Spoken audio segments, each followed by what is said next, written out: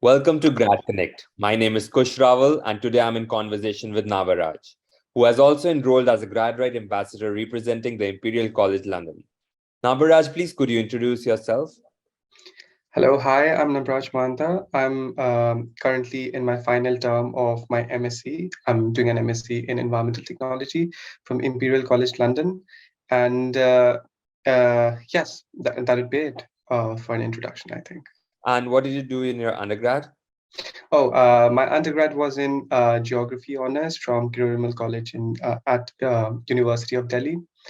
So yeah. Okay, thank you for the introduction. Today we'll be talking about Nabaraj's journey to the Imperial College London and grab some insights about the university. Thank you so much for taking time out to help Indian students with their journey to masters abroad. No worries. What Happy led to. to what led to the thought of pursuing a master's degree in MSc in Environmental Technology? So my first motivation is that firstly, I come from a place that Assam, which is heavily impacted by climate change and all this flood situation. So that was a personal reason, and also professionally, I have always been very interested in these things, geography and about earth sciences, physical geography, climatology, etc. So I thought like I should use these technical knowledge to apply in solving real world issues. So I chose this very solution based course, environmental technology, where we just not focus on problems but mostly on solutions. So yeah, that was the main reason behind choosing this course. So, like you had shortlisted the course you wanted to do, the field you wanted to study. So, how did you go ahead with shortlisting the country and move forward with the university? How did you go about that? So firstly, I would say I have to be honest, it was kind of like an impulsive decision, but also a lot of factors. COVID played a huge factor in this because of all the top 4 or 5 countries like US, Australia, New Zealand, and the UK. Canada also, of course. UK had the least amount of restriction during that time. That was one reason. But beyond that, if I see in this climate change environment, all these sectors, the UK is much more well developed, and they're doing much more work compared to the other countries which are popular among Indian students. And and not just for this course, Imperial College London specifically is very good for STEM-based courses, and uh, and it is in fact the only STEM-based course in the UK, which also ranks very high in global rankings. So and most of the courses are very solution-based at Imperial, and so yeah, that was the main reason why I chose UK in general and Imperial College London in particular. Yeah. So, how did you go ahead and make your resume strong in order to get an admission secured? Mhm. Uh, so it's a very good tip that I would like to give for the UK-based university is that unlike I don't have experience applying for Canada and Australia, so I cannot say. But compared to US and also the other universities, UK is very academic focused. I mean, they do not care about your extracurricular activities, or maybe you have done volunteering for some NGO that is not related to your course. They just do not care about it. They just want to see if you can survive the course. And therefore, they mostly look into the academic qualifications rather than looking into other factors which make you like more holistic, make a more holistic CV. So they do not look for a holistic CV. They rather look for a more academic CV. That is one thing, and therefore because initially I had applied for a course in Manchester University, and my motivation letter, my CV, I had focused them around everything that I had done. till that day, including my extracurricular, volunteering, extra courses I may have done, and I faced a rejection. And then I thought like, then I read most things, researched, talked to the attended open days and talked to the professors at different universities, and I realized that they just care about academics, and they just want to see if you can survive the course or not. That's the main thing, and therefore my CV was aligned according to these things. Basically, education, of course, and experiences in relevant uh, academic fields like research internship, or like these kind of things, and some short courses that I had done relevant to my course. So yeah, that these are the factors that I applied to my CV. Yeah. Okay. And how many universities did you apply to, and how many universities did you get into? Oh, not many actually. I applied to six, um, five in the UK, one in Germany, Okay. for this particular year, and faced rejection at the early months of 2021 from Manchester, and I got offer from five of them actually. Yeah. Once I reshaped my CV and everything from an academic point of view, Mhm. I did not face any rejection. I can say that. Um, yeah, that would be it. But I did not apply to Oxford and Cambridge, so I cannot speak about them if I would have been accepted or not. But UCL, LSE, and Imperial. Had to choose between these three, and I finally chose Imperial. Yeah. And what was your reason for choosing Imperial over the others? Okay. Firstly, very course specific. The fact that the course was amazing, and it was not very it was an academic course, of course, but it also promised and also delivered, from my experience, a professional experience. Mhm. I mean, this was an amazing course, and I think there are other courses at Imperial too, where especially during the term two, they make us actually work with different companies, and the clients give us marks. Okay. So that was a very interesting thing, and that was a thing, distinguishing factor for Imperial from the rest of the courses. LSE is very academic focused. Then UCL, I was not very fond of the course actually. Mhm. Um, s- it was very. I mean, it was based on conservation and things, so I was not very excited for that course. So yeah, for these reasons, and also the open days that I attended, it was Imperial. And also another factor, that it was relatively tougher to get through Imperial. So when I got the offer, it felt better, and I didn't feel like that I should reject it. So So it was because more, you were focusing on the curriculum and the course, and then it was also like it's difficult to get into Imperial, right? yeah, as in like compared to other universities where I just like sent the application, that was it. But for Imperial, it was the application, then they invited me for an interview. So yeah, it was since the process was more complicated and I survived that. So I thought like, yeah, I should not let this go away. And yeah, that was the main reason. I mean, also ranking wise, it is one of the top 10 universities in Right. the world, Mhm. right? And but that was not a factor in my case. I never looked at the rankings, but later I realized that yes, Imperial is ranked like sixth or seventh in the world. I don't know, but it was more course specific, and I compared my course to rest of the offers that I received. Can you Yeah. highlight the application process for Imperial? Okay. Yeah. Okay. So initially, the application, the trickiest part, according to me, in my experience, were the motivation letter, SOP, statement of purpose, and the references.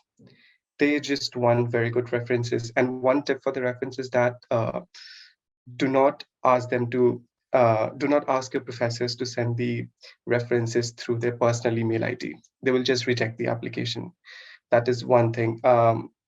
they should use the official email ID. Mhm. Some they still accept it, but in most of the cases, when the competition is very high, they will just look at the references, seeing that it's being received from a personal email ID, they'll just reject it. So that is one important tip for the references.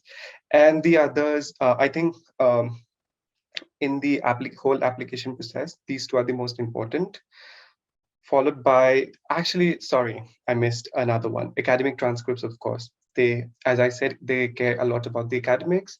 So those things are very important. The academic transcripts, provisional certificate, like whatever the college offers. And these three are the most important, followed by the CV. Um, and what else did I do? And like few of the universities, Imperial did not ask for. They might ask for a sample of a research paper or like an essay that you may have written, but that's not for every university. It's only Okay. a few selected ones. And of course, IELTS or TOEFL, but it is just a requirement. I mean, you just need to have that grade. Like if they ask for 7, you just need to have that 7. But if you have like 8 or 8.5, that doesn't mean you will stand out from the rest of the applicants. It's just a factor for you to be eligible for the course. Mhm. It's nothing like a deciding factor, the IELTS or TOEFL scores. Um, and that's it, I think. Yeah, that's about it. Some may ask for extra uh, details as well. Some ask for 10th and 10th and 12th certificate as well, but that is rarely seen. And some may just ask specific questions, you know, like why do you want to do this course, or like why Imperial, why London, why UK. So those kind of questions are there, but that is mostly covered by the statement of purpose. So Right. yeah, these are the things. So, what do you think made you stand out and get selected to Imperial College London? Uh, I don't know. I mean, good question. Firstly, I think my academics were quite strong. I mean, Mhm. it wasn't like I wasn't topping the class, but I was among the top students, I think. Okay. And that is the main factor, and they usually look for that. Um, Secondly, I had done a few research internships. I think that really helped shape my application. Mhm. And thirdly, the motivation. I mean, I it's a very everyone in the SOP, I think, should start with a rather personal thing. I mean, not too personal, but like I use the example from Assam, and I think it seemed like I am desperate for the course, and I really want to do something for them, for the people of Assam. So yes, I think these were the factors that made me stand out from the rest, and I think that's about it. Yeah. And did you get any scholarship? And like, what's the process for applying for scholarships? Okay, so I was too late for the scholarship. I actually started applying for these courses like in January, February of 2021. And till the time I got the offer, most of the scholarships were just gone. So, but I do know a few people who got a number of scholarships, especially the Commonwealth and Chevening. These two are very popular here.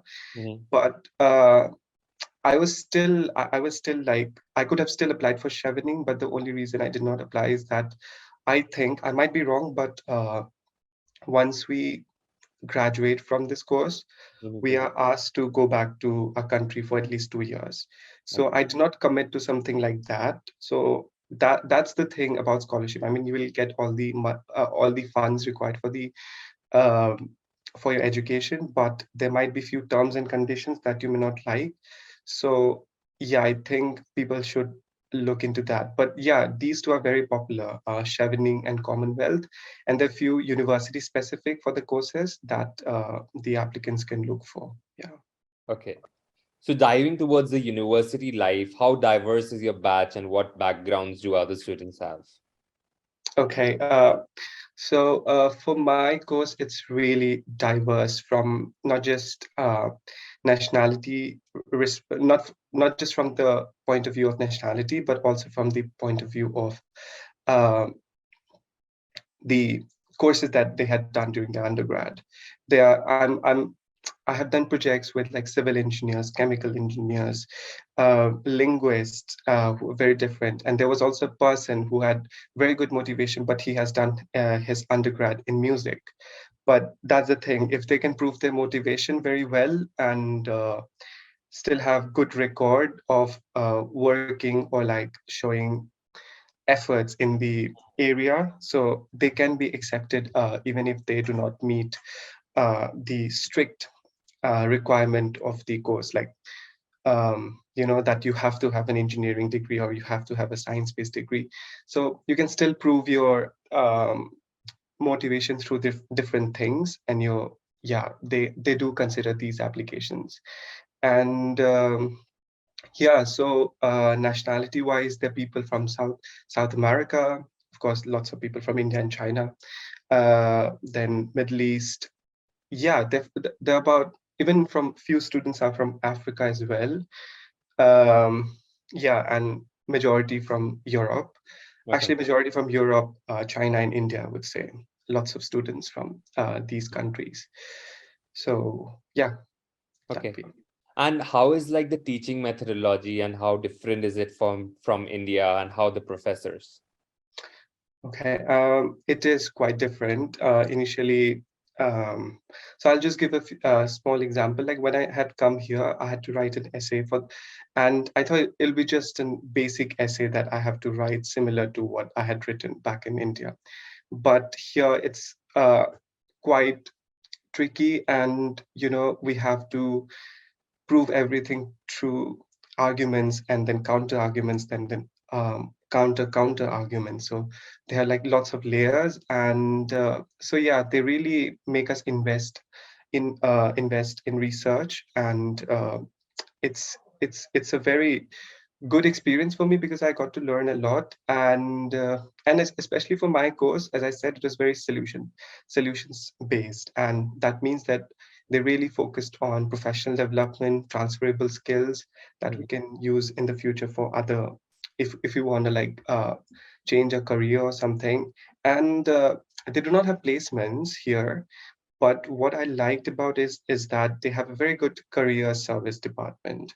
So whenever I need some guidance in career, I just book a session with them, and they help us with everything: CV, cover letter, and what is now significant for the job market and how to look for jobs and everything. So they just it's like we never get spoon fed, but they give us everything that we can use for our benefit. Like the library is exceptional, and everything else, and the professors are always there to help us. And yeah, it's a very different in a way that one major thing is that, as I said, they really make us work hard. That's the thing, and make us see our passion very in a very good manner. So yeah, that'd be it. Can you throw some light on the recruitment journey and what companies do students generally get placed into and what are like the Mhm, average salary expectations? okay, so I cannot speak from an engineering point of view, but the engineers, they get very good jobs for sure. But in my sector, it's a lot of consultancy, analyst, research, policy, these sort of jobs. And so initially, I think students should not expect a very huge package, but some do get lucky ones, like they get up to, in pounds, it's like up to 60, 70,000 entry level job. So that's like 60 lakhs, 70 lakhs. But I think people should be a little more realistic. And so on average, I think 30 lakhs to 40 lakhs, people do that kind of package here. And yeah, it's all sorts of jobs though. I mean, even for an analyst or for a consultant, they do pay very nicely. Yes. And yeah, that would be it. And how intense is the course, and were you able to manage a part-time job along with it? Yes, I did part-time job for a few months, but since my thesis has started, I stopped. So during the thesis time, especially during the later months of the thesis, it becomes really difficult for a part-time job. But Yeah. it's quite manageable. But there might be a bit of difficulty because especially because I'm a master student, so it's even more difficult because it's just, a course packed in just a year. So it's very Mhm. intense and it's very difficult to give time to not just part-time job, but to any other thing. It's really difficult to find time for anything else. But I've seen, like, especially for undergrad students, it's relatively easier, and they do have enough time for the part-time jobs, for studies, to clubs and societies, everything. But for masters, it's a bit tricky. Yeah. Okay. And what are your average living expenses? Like, what are the average living expenses for a student to live over there? Okay. So I am in London, so it's very expensive. But uh, beyond London, I would say that about 1 lakh a month Hmm. should be sufficient, I think. Uh, rest of the UK, I think I will give a very bad picture, I think. But in London, it's at least 1.2 to 1.5 lakhs a month. And this I'm speaking from what it's written in the UK website, the visa website. Okay. And it's kind of true. London is really expensive. And in fact, in the rest of the UK, you can still manage maybe with 70 to 80,000. It's still possible. And Mhm. some they even manage with 50 to 60,000. Um, uh, but it's like, it depends on your accommodation and what kind of accommodation you stay. So master student, they're not in most of the universities, especially at Imperial, we're not eligible for the halls, the student halls, and therefore we have to look mostly in the private accommodation sector, Mhm. and therefore it gets a bit tricky for us. And yeah, the housing is really expensive here. Really, I mean, I should not like demotivate anyone with this thing, but this is a factor that they should consider while applying as well. I mean, sometimes people get accepted, but they don't get the funds to like live here and to pay for the tuition fees. It's like really heartbreaking. So I think that's something that they should consider even at the earlier stages. Yeah. So the amount you mentioned, 1.2 lakhs, so it includes groceries and all that, or that's it? Yeah, yeah, everything, living, groceries, and I'm including everything, living, groceries, um, anything else if you want to buy, bills, very important bills that we pay. We don't have to pay the council tax here. We are lucky about that. But we pay for other bills like electricity, water, internet, all these sort of things. Gas bills are there as well. So the bills are really expensive as well, especially now after the war. The bills have even Mhm. skyrocketed for us. So yeah, these are the things. And even if you like go outside for a drink or like parties or anything, it can go up to 1.5 lakhs as well. So yeah, Money. that's why I said 1.2 to 1.5 lakhs. Yeah, that should, Okay. in London, but outside London it's slightly less. Yeah. Okay. So can you tell me a few things you love about Imperial College London and a few things you don't like? Okay. So I like, one thing about Imperial is that it's really modern and the infrastructure is really modern, and it has all the facilities that a student would desire from like you know a global university. Mhm. And secondly is that it's very diverse. You see people from, I won't say all walks of life, but from all backgrounds, from different nationalities. So it's a great place to meet and make new friends from different countries. Um, Also, the clubs and societies are amazing at Imperial. I've tried few of them; they're just amazing, and they also provide not just academically. Academically, Imperial is superb, But even beyond academics, there are a few things like they give training for transferable skills. They give training for um, even the library services. They sometimes give training how to look for different things at a library.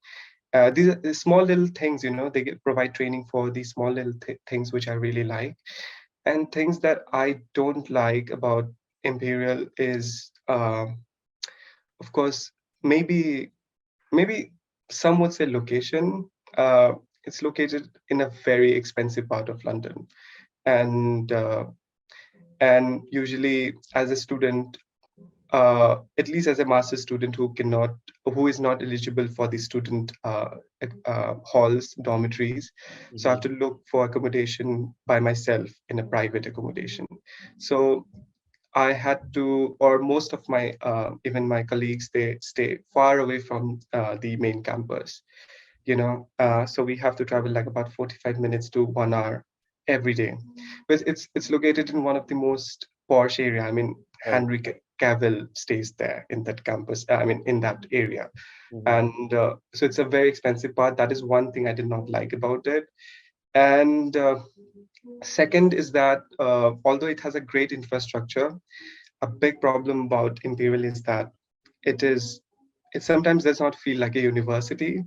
That as in it's a very it has a very open space, and it sometimes doesn't give that what you think of a British university, that Mhm. feeling of like castle-y vibes and Right, everything. right, right. It Mhm. doesn't have that. It is very modern, and that is a good thing as well, but it is also a bad thing because that I had imagined that thing in my mind, that I will have this that British university kind of vibe. So that vibe isn't there at Imperial. It seems more like a mall sometimes to me. So yeah, yeah. So these two would be something that I don't like about Imperial. Yeah. Okay. So if you could go back in time, do you feel you could have done a few things differently, or do you feel this is the right path for you? Few things differently. Yes, of course. I think at least for a master student who did his undergrad from India and directly thrown into this new culture just for a year. I mean, for my undergrad, I mean, Delhi is in India, but for my undergrad, it took a year for me to get adjusted to the Delhi environment. And now you're thrown into this different culture where you have to adjust to the new education system, new culture, and everything new at the same time, whilst I mean, you are expected to adjust to all these things at the same time and still complete your education within a year properly with good grade. So I think I was not very prepared initially for this thing, so I messed up a bit in the initial few months.